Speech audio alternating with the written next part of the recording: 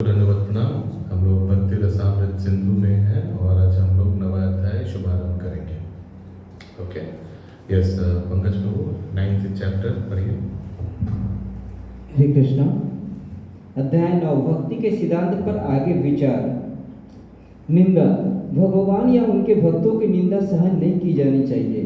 इस प्रसंग में श्रीमद् भागवतम में 10.74.40 सुखदेव गोस्वामी परीक्षित महाराज से कहते हैं, हे राजन, यदि कोई व्यक्ति भगवान तथा उनके भक्तों के विरुद्ध निंदा परक विज्ञापन सुनकर उस स्थान को त्याग कर चला नहीं जाता तो उसके सारे पुण्य कर्मों के प्रभाव जाते रहते हैं। तो क्या करना चाहिए? उस स्थान को त्याग करके चला जाना चाहिए।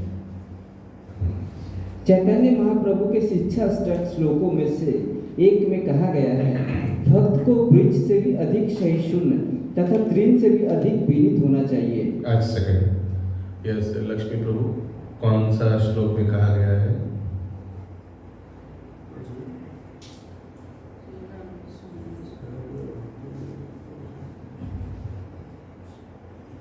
बहुत सिंपल क्वेश्चन है। शिक्षा अष्टकम में अभी याद किया था इसके लिए उसका भूल गया। तो शिक्षा अष्टक में श्लोक में क्या किया है? आप पढ़िए, क्या लिखा है? चैतन्य महाप्रभु के शिक्षा श्लोक में से एक में कहा गया है कि भक्त को वृक्ष से भी अधिक सहिष्णु तथा तुम से भी अधिक विनीत होना चाहिए। कौन सा श्लोक? सहिष्णुता जो है कौन सा श्लोक कौन सा है? पूरा याद नहीं आ रहा। तृण से भी तृणात से भी ज्यादा। हाँ, वेरी नाइस, यस। आगे, हरे कृष्ण। उसे अन्यों का पूरा सम्मान करना चाहिए, किंतु अपने लिए कोई सम्मान स्वीकार नहीं करना चाहिए। इतना विनीत तथा उदार भक्त होते हुए भी जब चैतन्य महाप्रभु को श्री नित्यानंद के शरीर पर लगे घावों की सूचना दी गई तो वे तुरंत उस स्थान तक दौड़े गए और उन्होंने जगाई तथा मधाई नामक अपराधियों को मार डालना चाहा।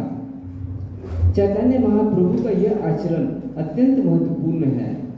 यह दिखलाता है कि वैष्णव अत्यंत सहिष्णु तथा विनीत हो सकता है और अपने आत्म सम्मान के लिए सर्वस्व त्याग सकता है, किंतु जब कृष्ण या उनके भक्त की प्रतिष्ठा का प्रश्न आता है तो वह किसी प्रकार का अपमान सहन नहीं करेगा। ऐसे अपमानों से निपटने के 3 तरीके हैं। यदि कोई शब्दों द्वारा वाणी से निंदा करते सुना जाता है तो भक्त को इतना पट्टू होना चाहिए कि तर्क द्वारा विपक्षी को हरा दे। यदि वह विपक्षी को हरा नहीं सकता तो उसे चाहिए कि वह विनीत होकर केवल खड़ा न रहे अपितु अपना जीवन त्याग दे। आप लोगों को हम लोगों को क्या करना है? वो स्थान छोड़ देंगे, ठीक है? जीवन त्यागने देना है। यदि वह इन दोनों विधियों को काम में नहीं ला सकता तो उसे चाहिए कि वह तीसरा तरीका अपनाए और वह उस स्थान को त्याग कर वहां से चला जाए। ये बेस्ट है। यदि वह उपयुक्त तीनों विधियों में से कोई विधि नहीं अपनाता तो वह भक्ति के पद से नीचे गिर जाता है। एक सेकंड, किसी का कोई प्रश्न है? क्लियर है, सिंपल एकदम।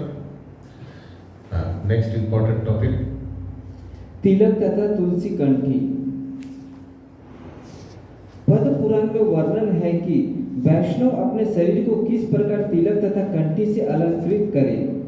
जो व्यक्ति अपने गले में तुलसी की कंठी धारण करते हैं, जो अपने शरीर में विष्णु के चिन्हों को विष्णु मंदिर बनाकर 12 स्थानों पर अंकित करते हैं, शंख, चक्र, गदा तथा पद्म, जो 4 प्रतीक विष्णु अपने 4 हाथों में धारण करते हैं और जो अपने मस्तक पर विष्णु तिलक धारण करते हैं, उन्हें इस जगत में विष्णु भक्त मानना चाहिए।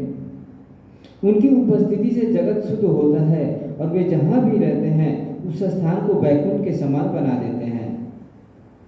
इसी प्रकार का कथन स्कंद पुराण में आता है।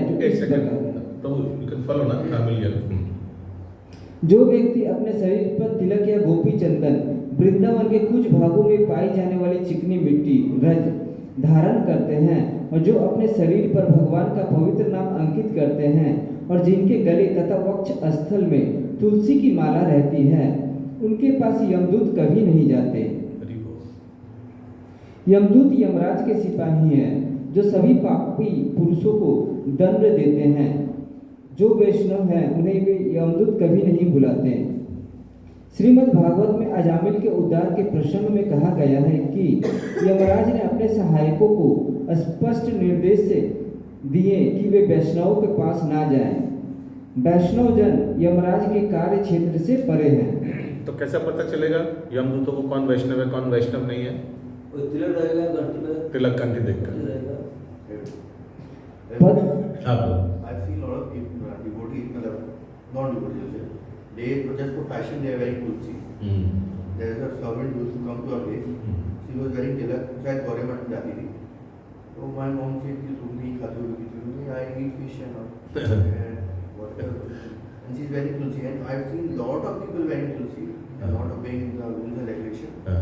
Just for the ये sake है of- एक्चुअली बंगाल का विलेज में ये है कि बहुत अपसंप्रदाय वाले वो लोग बोलता है हम लोग मछली नहीं खाते हैं, प्याज लहसुन भी नहीं खाता है, मीट नहीं खाता है, प्याज लहसुन भी नहीं खाता है, लेकिन फिश खाता है। Yeah. वो लोग बोलता है कि माछ गाछेर फल जलेर फल जैसे पेड़ का फल होता है ना वैसे पानी का फल है माछ। तो वो लोग प्याज लहसुन नहीं खाता है लेकिन फिश खाता है। क्या है? हमें तो ऐसे आदमी है तो समझाया तो सबका ही जीवन है ना, तो उसको खाना वाने का नहीं करना है, सब कुछ नहीं। तो ये लोग एक्चुअली भक्तों का एसोसिएशन बनने से ऐसे ही चला जाएगा। एक मछली छोड़ने में 1 सेकंड लगता है। हाँ, तो भक्तों का एसोसिएशन हरिनाम रहेगा तो चल जाएगा। एक बेंगोली दुकान में कस्टमर है, वो इनवाइट किया मेरे प्रभु को कि हम एक पार्टी है, मछली का पार्टी है। मछली का पार्टी है? हाँ, अच्छा। तो मेरे को बोलेगा आप तो उसमें इंसान क्या करेगा मछली का पार्टी में? वो जरूर से आइएगा मेरे को बोला है। तो मेरे प्रभु बोले तो कुछ खाती नहीं है, प्याज लहसुन नहीं खाती है। तो बोला कि ठीक है हम एक भी प्याज लहसुन नहीं डालेंगे उसमें। मछली में प्याज लहसुन नहीं डालेंगे। ओके। पद्म पुराण में यह भी कहा गया है कि जिस व्यक्ति के शरीर पर चंदन से भगवान का पवित्र नाम अंकित रहता है वह सारे पापों के फलों से छूट जाता है और मृत्यु के पश्चात भगवान के सानिध्य में रहने के लिए सीधे कृष्ण लोक जाता है। हरि बोल। तो जो लिखा हुआ गदा पद्म करा किया जाता है, लेकिन तो ऐसे करने ये है शंख चक्र गदा पद्म, बहुत मायापुर में भी देखा, वृंदावन में देखा, टैटू करते हैं लोग, टैटू शंख चक्र गदा पद्म टैटू करते हैं। विधि कर सकते हैं हम लोग भी। देखो हम लोग सिंपल करते हैं बस। महाप्रभु तो किया नहीं था, लेकिन रूपा गोस्वामी लिखते हैं भाई भक्त रसामृत सिंधु में, तो शास्त्र में जरूर इसका उल्लेख है। ये कोट भी करता है कहीं पद्म पुराण में कहीं से कर सकते हैं एडिशनल शंख चक्र गदा पद्म। वो तिलक से करेगा कैसे, उतना डिजाइन विजाइन कैसे करेगा? हो सकता है कोई स्टैम्प होगा, तिलक में डाला शंख और दूसरा स्टैम्प लिया पद्म, हो सकता है मिलता होगा, लेकिन हमने देखा बहुत भक्त लोग टैटू करता है सुबह उठ के इतना टाइम कहाँ से आएगा? सुबह उठ के इतना जल्दी इतना टाइम कहाँ से आएगा सजाना? वही तो टैटू कर लेता है, इसीलिए बहुत लोग तिलक का टैटू करता है। मैं देखा भी ना, तो ये तिलक का, ये द्वादश तिलक का टैटू करता है। यस। फूल मालाएं स्वीकार करना। अगला निर्देश यह है कि मनुष्य को अर्चा विग्रह को अर्पित की गई पुष्प मालाएं पहननी चाहिए।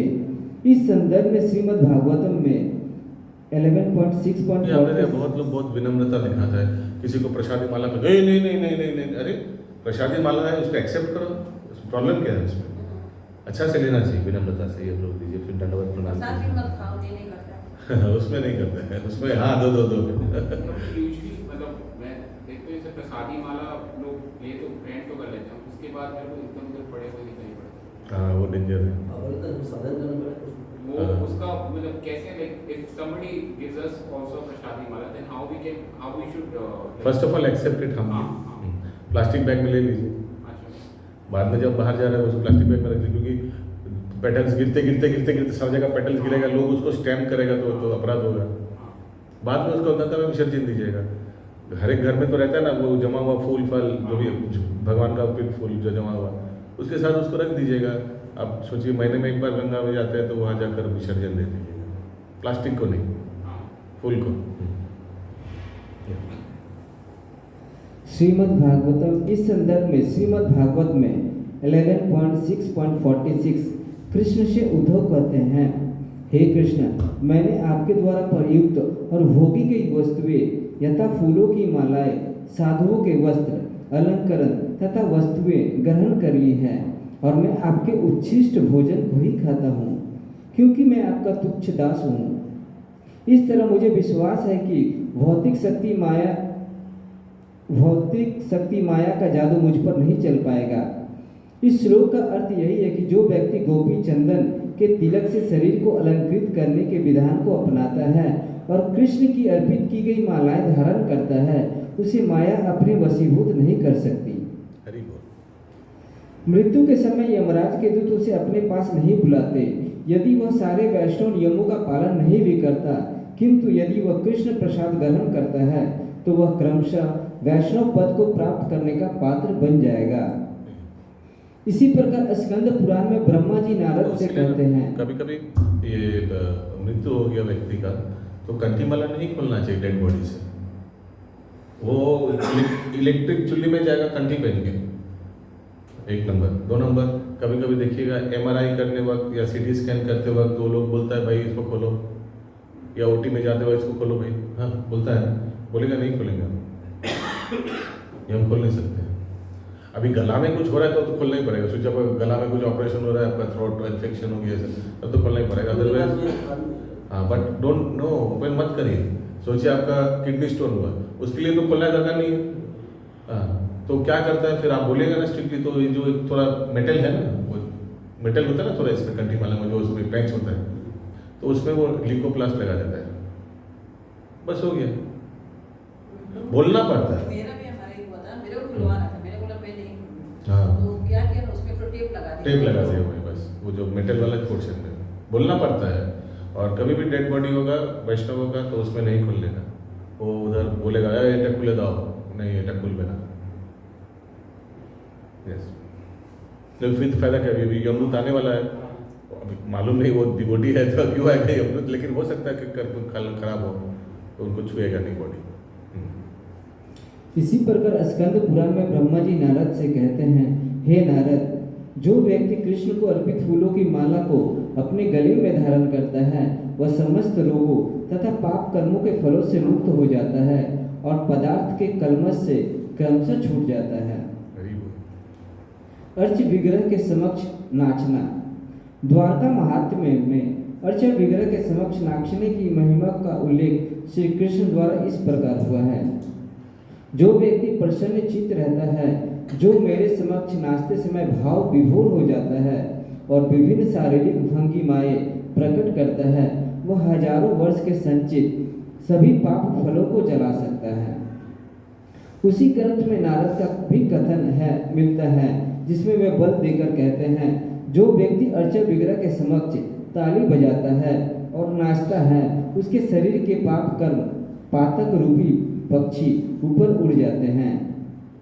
जिस प्रकार ताली बजाकर एक साथ बहुत से पक्षी उड़ाए जा सकते हैं, उसी प्रकार अनेक पाप कर्म जो शरीर में पक्षियों की भांति बैठे रहते हैं, कृष्ण के अर्चा विग्रह के समक्ष नाचने और ताली बजाने से ही उड़ जाते हैं। हरि बोल, हरि बोल, हरि बोल। इसलिए हरे कृष्णा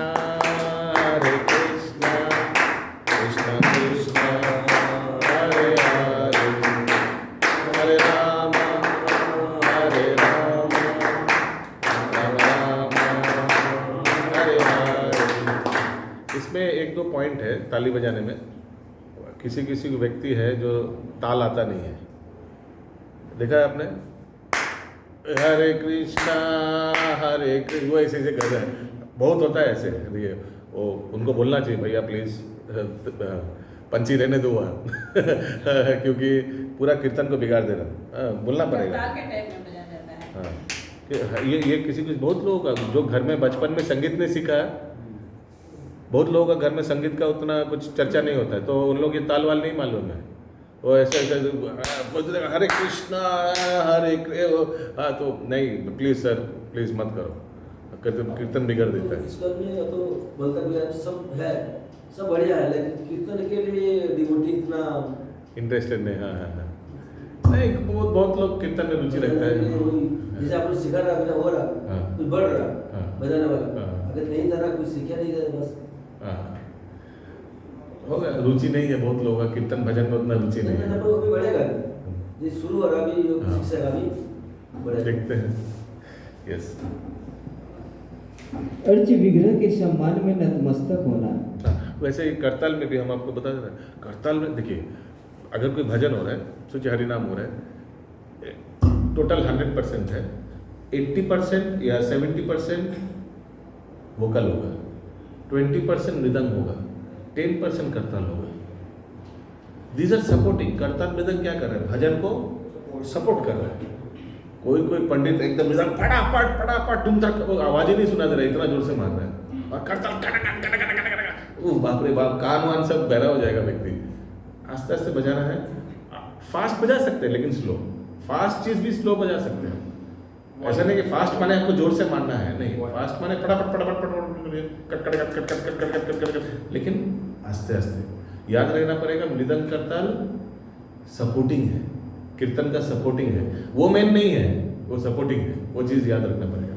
वैसे ताली, इतना जोर से ताली मारिए ठीक है, लेकिन ऐसा ताली मार रहे कि आवाज ही सुनाई नहीं दे रहा है, वैसा भी नहीं होना चाहिए। या आगे, अर्च विग्रह के सम्मान में नतमस्तक होना।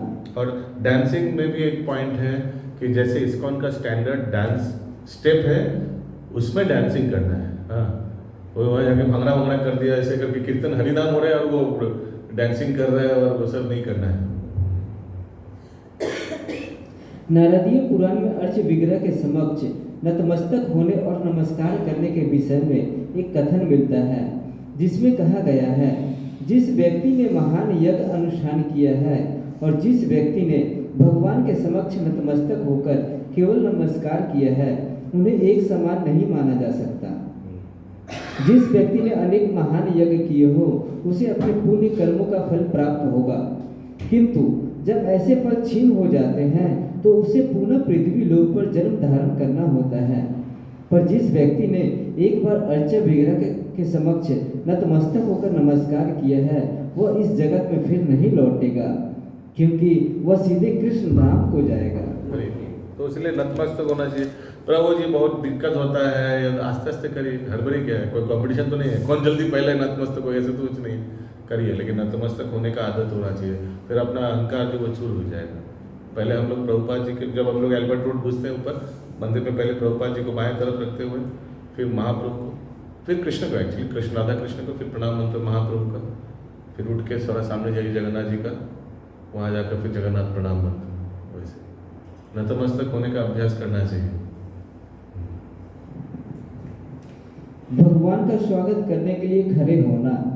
ब्रह्मांड पुराण में कहा गया है, जो व्यक्ति भगवान की रथ यात्रा उत्सव का दर्शन करता है और फिर भगवान की अगवानी स्वागत करने के लिए खड़ा हो जाता है, वह अपने शरीर में से समस्त प्रकार के पाप फलों को धो देता है।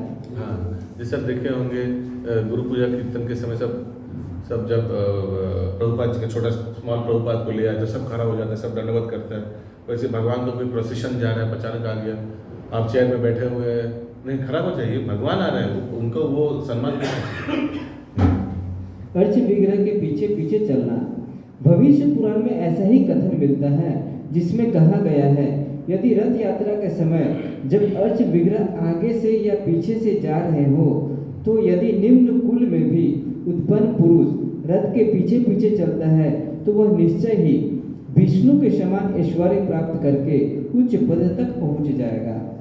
अगर आपको कोई सेवा ना हो सकता है कुछ सेवा उसके लिए आगे जाना पड़े।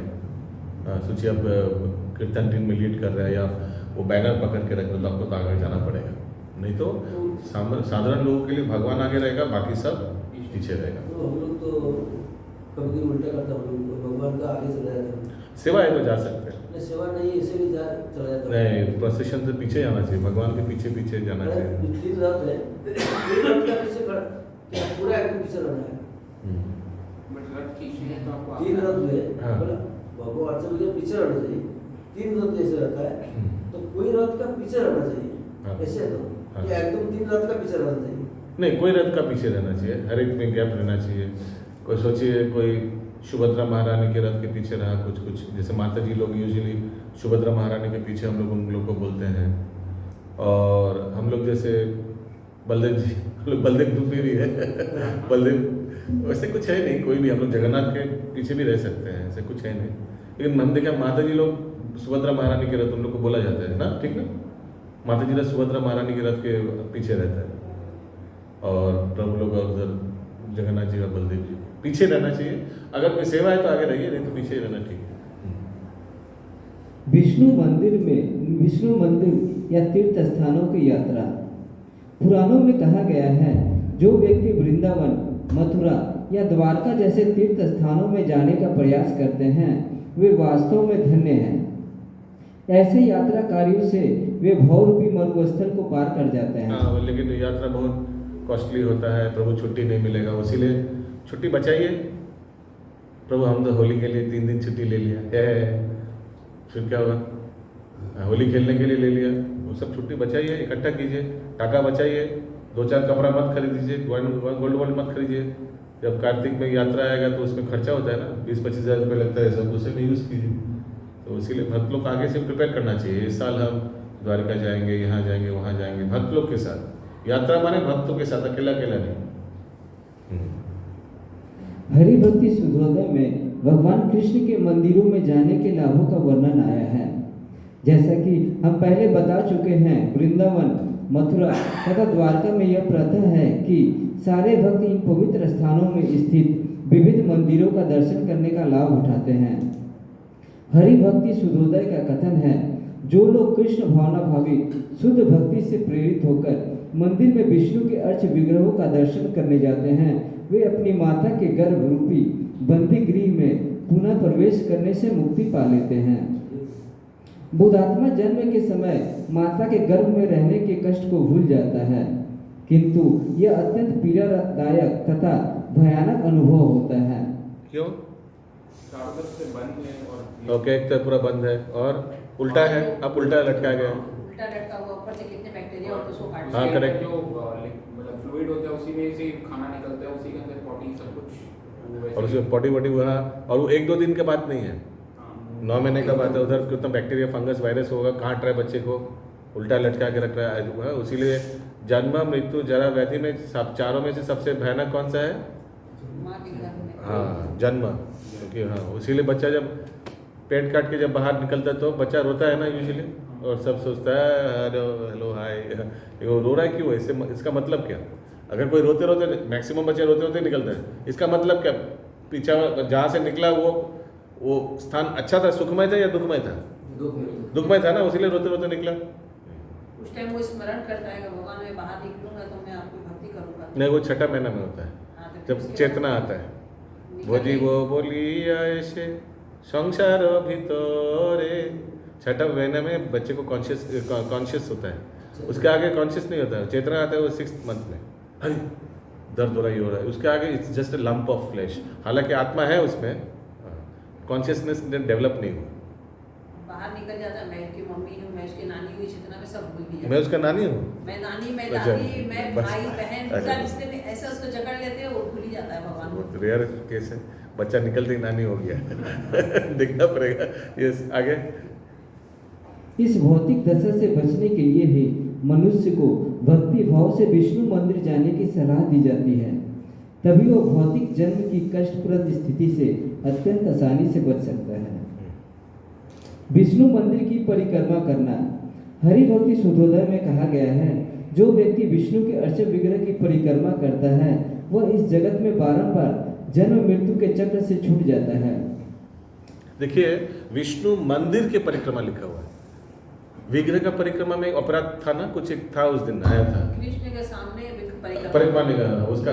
विष्णु मंदिर का परिक्रमा कर सकते हैं, भगवान का परिक्रमा। हालांकि परिक्रमा हम लोग करते हैं भगवान का भी सामने, लेकिन फिर हमने दिखाया था ना कैसे वो से करके टर्न करके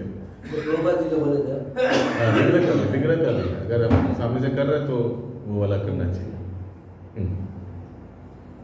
हरि भक्ति सूर्योदय में कहा गया है, जो व्यक्ति विष्णु के अर्च विग्रह की परिक्रमा करता है वह इस जगत में बारंबार जन्म मृत्यु के चक्र से छूट जाता है। बदात्मा अपने अस्तित्व के कारण बारंबार जन्म तथा मृत्यु के माध्यम से परिक्रमा करता रहता है। इसका निवारण मंदिर में अर्चक विग्रह की परिक्रमा करने से आसानी से हो जाता है। भारत में एक सेकंड, जैसे भगवान के सामने परिक्रमा नहीं करना चाहिए, इसका पहले लिखा हुआ था, तो विष्णु अर्चा विग्रह के सामने परिक्रमा यहाँ क्यों मैंने इजाजत नहीं किया। लाइन पढ़िए। बारंबार जन्म मृत्यु के चक्र से छूट जाता है। एक इसका पहले तो इसमें लिखा था कृष्ण के विग्रह के सामने परिक्रमा नहीं करना चाहिए। विष्णु और कृष्ण अलग अलग थोड़ी हो। यहाँ क्या लिखा है पता है? भले ही कौन सा सेंटेंस पढ़िए, यहाँ गड़बड़ लग रहा है। बस आत्मा अपने अस्तित्व के कारण बारंबार जन्म मृत्यु से माध्यम से परिक्रमा करता है। इसका निवारण मंदिर में अच्छे विग्रह को परिक्रमा करने से आसानी से ही हो जाती है। हाँ तो करिए परिक्रमा, लेकिन जैसे दिखाया वैसे करिए, ठीक है? मंदिर का परिक्रमा कर रहे हैं ना। हाँ मंदिर का परिक्रमा कर तो उसमें नहीं करना पड़ेगा, लेकिन विग्रह के सामने कर रहे हैं तो जो मैंने जैसे दिखाया वैसे कर सकते हैं। जैसे माता जी आपको क्या पीछे गोवर्धन का जो पूजा आता है ना, तो भगवान से बहुत छोटा सा होता है जब हम परिक्रमा करता हूँ, उस टाइम में ऐसे करना चाहिए घूम के बारे। मैं दिखाया था ना पिछली बार, थे ना आप क्लास में, वैसे करके जाके ऐसे घूम के, फिर ऐसे करके ऐसे घूम के। भारत में वर्षा ऋतु के 4 महीनों जुलाई, अगस्त, सितंबर तथा अक्टूबर मासों में चातुर्मास्य उत्सव मनाया जाता है, जिसका शुभारंभ श्रावण मास से होता है। इन 4 महीनों में एक स्थान से दूसरे स्थान की यात्रा करके कृष्ण भवनामृत का प्रचार प्रसार करने वाले साधु पुरुष सामान्यतः किसी एक स्थान पर, विशेषतया किसी तीर्थ स्थान में जाकर टिक जाते हैं। समझ रहे हैं? ये चातुर्मास को, बिकॉज बारिश का सीजन है ना, तो इतना चलना फिरना डिफिकल्ट हो जाता है। 1 नंबर पॉइंट। 2 नंबर पॉइंट, महाप्रभु भी आप लोग को याद होगा, चातुर्मास में जब दक्षिण भारत में यात्रा किया था तो चातुर्मास कहाँ रुके थे उन लोग? वेंकट भट्ट के घर पे रुके थे, साउथ इंडिया में। 4 मास साधु लोग एक जगह बैठ के भजन कीर्तन कर। आगे इस अवधि में कुछ विशेष विधि विधानों का दृढ़ता से पालन करना होता है। स्कंद पुराण में कहा गया है कि यदि कोई इस अवधि में विष्णु मंदिर की कम से कम 4 बार परिक्रमा कर ले तो यह समझा जाता है कि उसने सारे ब्रह्मांड की यात्रा कर ली। ऐसी परिक्रमा से ऐसे समस्त पवित्र स्थानों का दर्शन हो गया समझा जाता है जहाँ से होकर गंगा नदी बहती है, और चातुर्मास्य के विधानों का पालन करने से भक्ति पद शीघ्र प्राप्त हो सकता है। और परिक्रमा हमेशा क्लॉकवाइज करना चाहिए, ये भी इम्पोर्टेंट पॉइंट है। एक कथन आता है विष्णु पुराण में कि एक बार एक शिकारी ने दूर से एक गीत वल्चर को तीर मारा, और वल्चर का तीर मारा तो वल्चर का एकदम छाती में आकर करके लगाती है, और वो वल्चर बेचारा नहीं, अच्छा है, वो एक विष्णु मंदिर के चूड़ा में बैठा हुआ था, तो वहाँ लगा तो वो नीचे गिर गया, विष्णु मंदिर के नीचे गिर गया। तो फिर उसको देखकर एक दूर से कुत्ता आया, ब्रेकफास्ट भागते भागते आया, उसको मुंह में उठाया, और एक कुत्ता देखा दूर से, वो भी पीछे पीछे आया, थोड़ा डिवीजन, थोड़ा कुछ शेयर मिलेगा। पहला कुत्ता देखा, दूसरा कुत्ता है तो भागा, नहीं दूंगा तो भागा, उन्होंने मंदिर के इधर उधर भागा, 2 बार 3 बार 4 बार भागा। तो दूसरा वाला कुत्ता भी आया, भागा, वो भी भागा पकड़ने के लिए, 2-4 बार भागा इन लोग ने, बाद में खा लिया, दोनों ने 50-50 शेयर करके खा लिया। लेकिन वो गीत का क्या हुआ, और एकदम डायरेक्ट विष्णु के धाम चला गया। अरे बोलो क्यों? क्योंकि मृत्यु के समय उनका परिक्रमा हो गया, कुत्ता लोग भी उद्धार हो गया। हालांकि उन लोग का मील था, लेकिन अनजाने में भी कोई विष्णु मंदिर का परिक्रमा करे तो उन लोग का, और ये तो मृत्यु के समय, वो तो दूसरा वाला तो मृत्यु के समय परिक्रमा किया, तो एकदम डायरेक्ट भगवान के धाम। ये विष्णु पुराण में आता है ये स्टोरी, मैंने आचार्य रत्न प्रभु का लेक्चर में सुना था ये बात। आगे तो 9 दिन परिक्रमा जो की है वो भी परिक्रमा ही कहेगा क्या? हाँ, परिक्रमा does not only mean circumambulation of मंदिर और विग्रह, it also means circumambulation of धाम। धाम का भी आप सर्कमएम्बुलेट कर रहे हैं। सर्कमएम्बुलेट माने समझ रहे हैं आप? पूरा माने उसको रख के बीच में रखते हुए पूरा परिक्रमा कर। हालांकि हो सकता है गोवर्धन परिक्रमा, हालांकि ये परिक्रमा है नवद्वीप मंडल, हो सकता है कि गोल आकार में नहीं हुआ आपका, हो सकता है कि आप एक दिन इस धाम में गया, एक दिन इस धाम में गया, क्योंकि नवद्वीप एक लोटस के जैसा है, बीच में अंतरद्वीप है और पंखुरिया जैसा है ना बाकी सब, लेकिन श्री क्षेत्र परिक्रमा होता है। पूरी परिक्रमा मैप भी है, देखिएगा ऐसे शंख जैसा है और पूरा वो परिक्रमा करता है, उसीलिए पूरी परिक्रमा को शंख क्षेत्र, पूरी क्षेत्र को शंख क्षेत्र या ऐसे बोला जाता है, लक्ष्मी क्षेत्र, शंख श्री क्षेत्र भी बोला जाता है, श्री क्षेत्र, ठीक है। वो एक पर्टिकुलर तिथि है, उसमें परिक्रमा किया जाता है पुरी में। अर्चना का अर्थ है मंदिर में अर्च विग्रह की पूजा करना। इसे संपादित करने से इसकी पुष्टि होती है कि मनुष्य शरीर नहीं अपितु आत्मा है। श्रीमद् भागवत में 10.81.19 यह बताया गया है कि किस प्रकार कृष्ण के घनिष्ठ मित्र सुदामा एक ब्राह्मण के घर जाते हुए अपने आप से कह रहे थे, कृष्ण की पूजा अर्चना करने से ही मनुष्य स्वर्ग का ऐश्वर्य, मुक्ति, ब्रह्मांड के समस्त लोकों में श्रेष्ठता, इस जगत के सारे ऐश्वर्य तथा योग शक्ति प्राप्त कर सकता है। जिन घटनाओं से सुदामा ने ये वचन अपने आप में कहते हुए इस प्रकार है। श्री कृष्ण ने अपने मित्र सुदामा को आदेश दिया था कि वह किसी ब्राह्मण के घर जाकर कुछ भोजन मांग लाए। ब्राह्मण लोग एक महान यज्ञ कर रहे थे। श्री कृष्ण ने सुदामा से कहा कि तुम जाकर उनसे कहो कि कृष्ण तथा बलराम भूखे हैं और कुछ भोजन चाहते हैं। जब सुदामा वहां गए तो ब्राह्मणों ने कुछ भी देने से मना कर दिया, किंतु ब्राह्मण पत्नियों ने जब सुना कि श्री कृष्ण को कुछ भोजन चाहिए तो उन्होंने तुरंत भोजन की बहुत सी स्वादिष्ट प्लेटें ले ली और वे श्री कृष्ण को भोजन पहुंचाने स्वयं गई। विष्णु रहस्य में भी कहा गया है। हरे कृष्ण। तो देखिए, वो जो ब्राह्मण लोग यज्ञ कर रहा था, ये एक एक ब्राह्मण लोग सब बहुत बड़ा बड़ा भक्त था पिछले जन्म में, उसीलिए वृंदावन में जन्म लिया। कब? जब कृष्ण भगवान जन्म आविर्भाव हुआ उस समय जन्म लिया। लेकिन फायदा क्या? जब मौका मिला उस समय मौका गवा दिया। साक्षात भगवान के लिए डायरेक्ट भोजन बोला, आप लोग यज्ञ कर रहे हैं, आप लोग का इतना सामग्री पकवान है, थोड़ा भगवान कृष्ण बलराम को, भगवान ने बोला कृष्ण बलराम को भूख लगा थोड़ा ले सकते हैं, 1 प्लेट 2 प्लेट। नहीं, हम लोग देख नहीं रहे हो, यज्ञ कर रहे हैं। अरे यज्ञपति मांग रहा है कि यहाँ यज्ञ में व्यस्त हो, नहीं चले जाओ। हाँ, यज्ञ मतलब क्या रहेगा? भगवान को देगा। जब मौका मिला गवा दिया। फिर उनका वापस आके बोला, प्रभु कृष्ण बलराम हम लोग तो देने ही नहीं आए। ठीक है, काम कर, तुम उन लोग का पत्नियों के पास जाओ और बोलो कृष्ण बलराम भूखे हैं। फिर पत्नियों के पास गया, बोला कृष्ण बलराम भूखे। बोला ये अभी बना रहा हूँ, घर में जो किचन में जो ले लो, चलो हम भी देने जा रहे हैं। उस समय किसी वो यज्ञ ब्राह्मण घर से बाहर निकला ना तो कभी घर में घुसने नहीं दूंगा, ऐसे बोला। और वो तो बोला ठीक है, घर में घुसने मत देगा। निकल गया भगवान को देने के लिए। ये प्रसंग आता है। और एक ब्राह्मण ने कोई एक यज्ञ पत्नी को वो ताला मार दिया, जाने में देने ताला मार दिया, वो आत्महत्या हो गई, उनका मृत्यु हो गया। उधर आत्महत्या नहीं, मृत्यु हो गया भगवान के विरह में, कि भगवान हमको एक भगवान का सेवा करने का डायरेक्ट मौका मिला और हम वो कर नहीं पा रहे। She died. बाद में तुम लोग पश्चाताप भी कर, बाद में ब्राह्मण लोग पश्चाताप करते, तो उसमें क्या फायदा?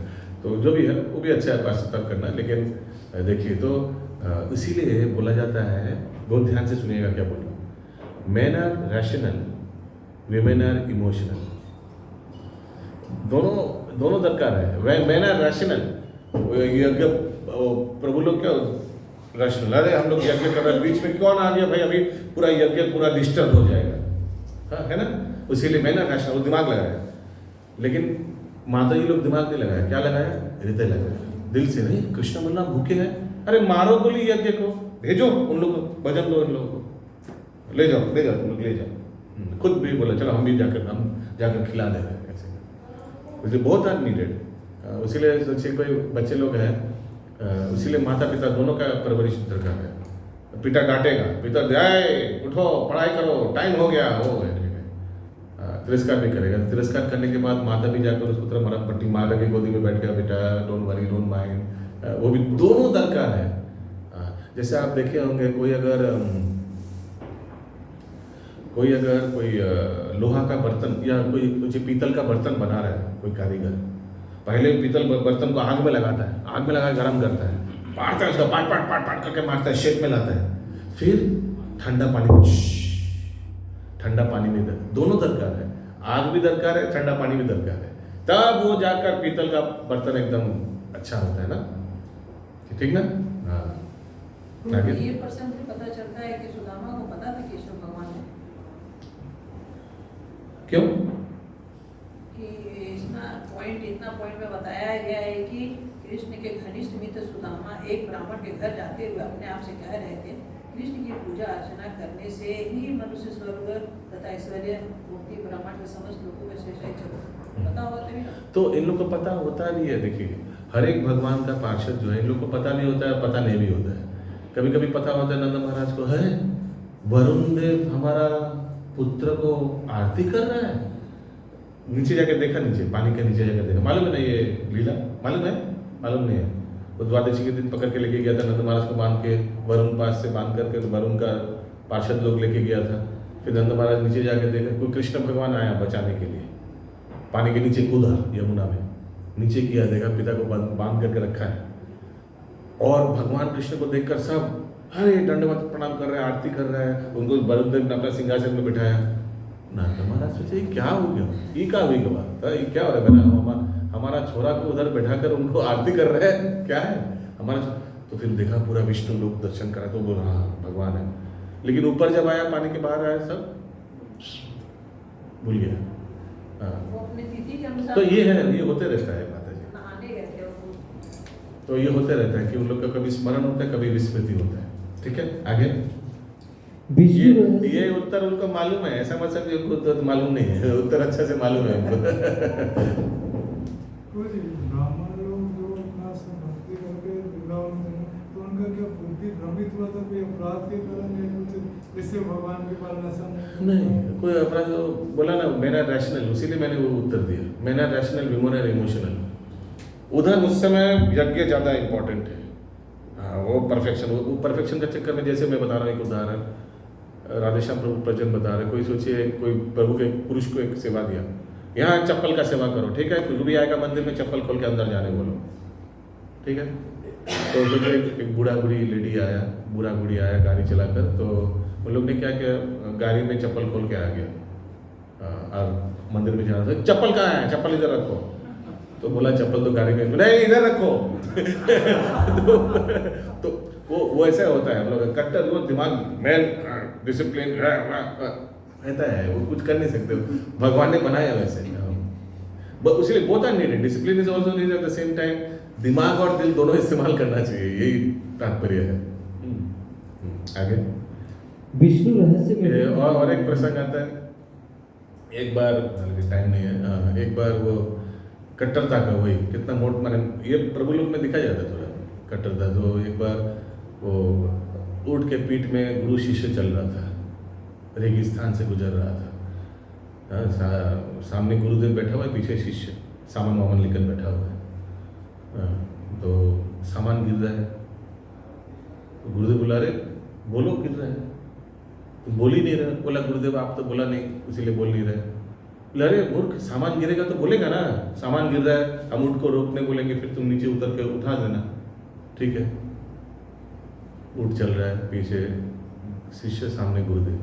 ऊँट मल त्याग कर रहा है, गुरुदेव गुरुदेव क्या हुआ, गिर रहा है, क्या गिर रहा है, देखा, अरे मूर्ख ये तो मल गिर रहा है। तो बोले आपने बोला कुछ गिरने से आपको बोलने के लिए। बोला तो गुरुदेव ने बोले काम करते, मैं लिस्ट कर देता हूँ। तो गुरुदेव ने लिस्ट किया, मेरा झोला, मेरा जपमाला, ये वो ये सब गिरने से लिस्ट में, ठीक है, हमको बताना। बोले ठीक है। तो ऊँट चल रहा है, सामने गुरुदेव, पीछे शिष्य। अभी कभी कभी क्या होता है, ऐसे ऐसा है ना जगह, तो ऐसे किया ऊँट, तो गुरुदेव गिर गया। तो गुरुदेव गिर गया, तो तुरंत शिष्य लिस्ट निकाला, लिस्ट में देखा सामान है, लिस्ट में गुरुदेव नहीं है, लिस्ट में गुरुदेव ऊँट लेके चला गया। गुरुदेव बोला अरे रुको रुको, बोले नहीं आप लिस्ट में नहीं है। तो ये है jokingly, but my point is बहुत वो होता है ना, कट्टरता होता है, वो डिसिप्लिन, वो सब होता है, देखिएगा आगे। विष्णु रहस्य में भी कहा गया है, इस लोक में जो भी व्यक्ति विष्णु की पूजा में संलग्न है, वह आसानी से वैकुंठ लोक अर्थात ईश्वर के नित्य आनंदमय साम्राज्य को प्राप्त कर सकता है। भगवान की सेवा करना। विष्णु रहस्य में कहा गया है, जो व्यक्ति भगवान की सेवा का वैसा ही प्रबंध करता है जैसा कि राजा के लिए उसकी सेवा करते हैं, तो वह मृत्यु के बाद निश्चित रूप से कृष्ण के धाम को जाता है। वस्तुतः भारत के मंदिर शाही महलों, राजभवनों की तरह लगते हैं। वे सामान्य भवन नहीं होते, क्योंकि कृष्ण की पूजा उसी तरह की जानी चाहिए जिस तरह राजा की पूजा उसके महल में की जाती है। अतएव वृंदावन में सैकड़ों मंदिर हैं जिनमें अर्चा विग्रह की पूजा राजा के समान की जाती है। नारदीय पुराण में कहा गया है, यदि कोई भगवान के मंदिर में कुछ क्षण भी रुकता है तो उसे निश्चय ही ईश्वर का दिव्य धाम प्राप्त होता है। निष्कर्ष यही निकलता है कि समाज के धनी पुरुषों को सुंदर मंदिर बनवाने चाहिए और उनमें विष्णु पूजा का प्रबंध करना चाहिए, जिससे लोग ऐसे मंदिरों को देखने के लिए आकृष्ट हो और उन्हें भगवान के समक्ष नाचने या भगवत नाम कीर्तन करने या भगवत नाम सुनने का अवसर प्राप्त हो सके। इस तरह हर व्यक्ति को ईश्वर के धाम तक जाने का अवसर प्राप्त हो सकेगा। कोई एक भक्त प्रभुपाद जी को बोला था कि आप लोग का इतना कॉस्टली मंदिर बनाते हैं, कितना बड़ा बड़ा मार्बल लाइट वाइट देकर। तो प्रभुपाद ने बोला था कि देखो, मैं तो एक बरगद का पेड़ के नीचे बैठ के कीर्तन कर लूँगा, तुम कर पाओगे? नहीं कर पाओगे। इसीलिए हम लोग का ऐसे ऐसे मंदिर बनाने आते हैं कि आप आकर आकृष्ट होगे, भजन कीर्तन करोगे। Because if you don't get attracted you will not come. इसीलिए देखिएगा मैक्सिमम इस्कॉन मंदिर में भीड़ होता है, बाकी मंदिर में देखिए उतना भीड़ नहीं होता है, कोई आता नहीं है ना। दूसरे शब्दों में एक सामान्य व्यक्ति भी ऐसे मंदिर में जाकर सर्वोच्च वर प्राप्त कर सकता है। उन भक्तों के विषय में तो कहना ही क्या, जो पूर्णतया कृष्ण भावना भावित होकर ईश्वर की सेवा में निरंतर लगे रहते हैं। इस संबंध में श्रीमद् भागवतम में 4.21.31 राजा पृथु का अपनी प्रजा से एक कथन आता है। हे नागरिकों, ध्यान रहे कि भगवान हरि ही समस्त पतित बद आत्माओं के वास्तविक मोक्ष दाता है। बद आत्माओं के उद्धार का यह कार्य अन्य देवता नहीं कर सकते, क्योंकि देवतागण स्वयं बद है। एक बद आत्मा दूसरे बद आत्मा का उद्धार नहीं कर सकता, केवल कृष्ण या उनका प्रमाणिक प्रतिनिधि ही उसका उद्धार कर सकता है। विष्णु के अंगूठे से बहने वाला गंगा नदी का जल पृथ्वी लोक तथा अन्य लोकों में गिरता है, जहां वह बद पाप आत्माओं का उद्धार करता है। अतएव ऐसे पुरुषों के उद्धार के विषय में क्या कहा जाए, जो सदैव भगवान की सेवा में लगे रहते हैं। यदि उन्होंने अनेक जन्मों के पाप कृत्यों का समूह एकत्रित कर रखा हो तो भी उनकी मुक्ति निश्चित है। दूसरे शब्दों में अर्च विग्रह की पूजा में निरत व्यक्ति अपने पूर्व जन्म के पाप समूहों के फलों को कम कर सकता है। अर्च विग्रह की यह पूजा विधि अर्चना पहले ही बतलाई जा चुकी है और मनुष्य को चाहिए कि इन विधि विधानों का गंभीरता पूर्वक पालन करे। अगला यस देवेश। हरे कृष्णा। गायन लिंग महापुराण में भगवान विषयक महिमा गान तथा गायन का उल्लेख मिलता है। यह इस प्रकार है, जो ब्राह्मण भगवान की महिमा के गायन में निरंतर लगा रहता है वह अवश्य ही भगवान के लोक को जाता है। भगवान कृष्ण इस गायन को शिव जी द्वारा की गई स्तुतियों से भी अधिक सम्मान प्रदान करते हैं। संकीर्तन तो जो ब्राह्मण लिखा हुआ मैंने जनरल कोई नहीं, ब्राह्मण छोड़ के। हाँ, तो ब्राह्मण यहाँ मीन्स जो वैष्णव ब्राह्मण, यहाँ वैष्णव को बोला जा रहा है। हाँ, जो जन ब्राह्मण शब्द का अर्थ क्या है, किनको मालूम है? ब्रह्म जानती ब्राह्मण, ब्रह्म जानती थी ब्राह्मण है। तो जो भगवान को जानता है, जो हम भगवत ज्ञान है जिनमें, वो अगर कीर्तन कर, जो भगवत का ज्ञान नहीं है वो क्या भगवान के सामने कीर्तन करेगा, है ना। क्या संकीर्तन, जब कोई व्यक्ति भगवान की लीलाओं, गुणों, रूप आदि की महिमा का उच्च स्वर में उच्चारण करता है तो वह संकीर्तन कहलाता है। संकीर्तन का अर्थ भगवान के पवित्र नाम का सामूहिक उच्चारण भी है। विष्णु धर्म में सामूहिक कीर्तन की प्रक्रिया के महिमा गान संबंधी एक कथन है। हे राजा, कृष्ण शब्द इतना शुभ है कि जो इस पवित्र नाम का कीर्तन करता है वह अनेकों अनेक जन्मों में से चले आ रहे पाप कर्मों के फलों से तुरंत छूट जाता है। यह तथ्य है। श्री चैतन्य चरित्रामृत में निम्नलिखित कथन मिलता है। जो व्यक्ति कृष्ण के पवित्र नाम का उच्चारण एक बार करता है वह जितने भी पाप कर सकता है उससे भी अधिक पाप कर्मों के फल को नष्ट कर देता है। कौन सा श्लोक मालूम है किसी को? एक कृष्ण नामे যত পাপ হরে জীবেরও সাধ্য নাই তত পাप करे। एक कृष्ण नाम से जितना वो पाप हर सकता है उतना हम लोग साध्य नहीं कि हम कितना पाप करें। एक बार कृष्ण का नाम अगर पवित्रता से ले तो उतना पाप हर कर सकता है। समझ रहे हैं? शुद्ध से करना चाहिए, शुद्धता से। हाँ, यस। आगे पापी मनुष्य अनेक पाप कर्म कर सकता है, किंतु वह इतने पाप कर्म नहीं कर सकता कि कृष्ण का एक बार उच्चारण करने से उसे नष्ट ना किया जा सके। श्रीमद् भागवतम में 7.9.18 प्रहलाद महाराज भगवान को इस प्रकार प्रार्थना करते हैं, हे भगवान नरसिंह, यदि मैं आपके सेवक पद को प्राप्त कर सकूं, तो मेरे लिए आपकी लीलाओं के बारे में श्रवण कर पाना संभव हो सकता है। आप परम मित्र, परम आराध्य अर्च विग्रह हैं। आपकी लीलाएं दिव्य हैं और उसका श्रवण करने मात्र से सारे पाप कर्म दूर हो जाते हैं। अतएव मैं उन पाप कर्मों की प्रवाह नहीं करूंगा, क्योंकि आपकी लीलाओं का श्रवण करने मात्र से मैं भौतिक आसक्ति के कलमों से छुटकारा पा सकता हूँ। भगवान की लीलाओं के विषय में अनेक गीत हैं। उदाहरण ब्रह्मा जी द्वारा गाया गया ब्रह्म संहिता, नारद मुनि द्वारा गाया गया नारद पंचरात्र तथा सुखदेव गोस्वामी द्वारा गाया गया श्रीमद् भागवत। यदि कोई व्यक्ति इन गीतों को सुनता है तो वह भव बंधन से सरलता से छूट सकता है। इस गीतों का श्रवण करने से कोई कठिनाई नहीं होनी चाहिए। वे लाखों वर्षों से चले आ रहे हैं और लोग आज भी अपने उनसे लाभ उठा रहे हैं, तो फिर उस समय क्यों नहीं लोग पूरा लाभ उठाकर मुक्त हो जाते हैं। श्रीमद् भागवतम में 1.5.22 नारद मुनि अपने शिष्य व्यास देव से कहते हैं, हे व्यास, ये जान लो कि ऐसे सारे लोग जो तपस्या, वेदाध्ययन, यज्ञ, वेद स्तुतियों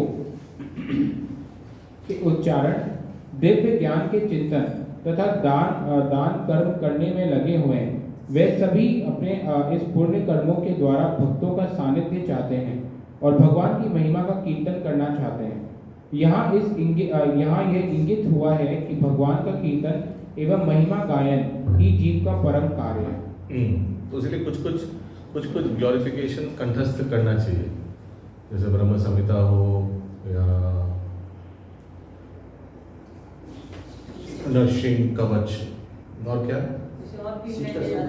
शिक्षाष्टकम, अधरम, मधुराष्टकम, कुछ बिकॉज भगवान को स्तुति भी करेंगे ना। सोचिए आप हॉस्पिटल के बेड में लेटे हुए हैं और ठीक है हरिनाम तो है ही है, लेकिन भगवान को प्रसन्न करने के लिए कुछ भगवान साक्षात सामने आ गया। दामोदर सो कीर्तन हो गया, हालांकि अष्टकम है, ठीक है। तो कुछ स्तुतियाँ माने ग्लोरिफिकेशन, जैसे ब्रह्मा जी की स्तुति किया था, आगे आया गीता स्तुति आया, रुद्र गीत भी है, रुद्र गीत, भ्रमर गीत, ये सब थोड़ा कंठस्थ रहना चाहिए एकदम। जब किसी मंत्र या स्तुति का धीरे धीरे तथा मृदु वाणी में उच्चारण करना जप कहलाता है, और उसी मंत्र का जोर से उच्च स्वर से उच्चारण करना कीर्तन कहलाता है। उदाहरण महामंत्र हरे कृष्णा कृष्ण कृष्ण हरे हरे, हरे राम राम राम हरे हरे का मृदु स्वर में अपने सुनने के लिए ही उच्चारण करना जप कहलाता है। किंतु इसी मंत्र को अन्य लोगों द्वारा सुने जाने के लिए उच्च स्वर में उच्चारण करना कीर्तन कहलाता है। महामंत्र का प्रयोग जप तथा कीर्तन दोनों के लिए ही हो सकता है। जब जप किया जाता है तो वह जापक के निजी लाभ के लिए होता है, किंतु जब उसी का कीर्तन किया जाता है तो वह अन्य सुनने वालों के लाभ के लिए होता है। पद्म पुराण में एक कथन है, जो व्यक्ति धीमे स्वर में या उच्च स्वर में पवित्र नाम का उच्चारण करता है, उसके लिए मुक्ति तथा स्वर्गीय सुख के मार्ग तुरंत खुल जाते हैं। किसी का कोई प्रश्न है जप या कीर्तन के बारे में? जैसे प्रभु रास्ता बना रहे हैं, बस में आ रहा जब करते हैं, तो उस टाइम में किससे करते? हरे कृष्ण कृष्ण कृष्ण हरे हरे, हरे राम राम राम हरे हरे। आसपास कोई ऑब्जेक्ट नहीं करे, हरे कृष्ण कृष्ण कृष्ण हरे हरे, हरे राम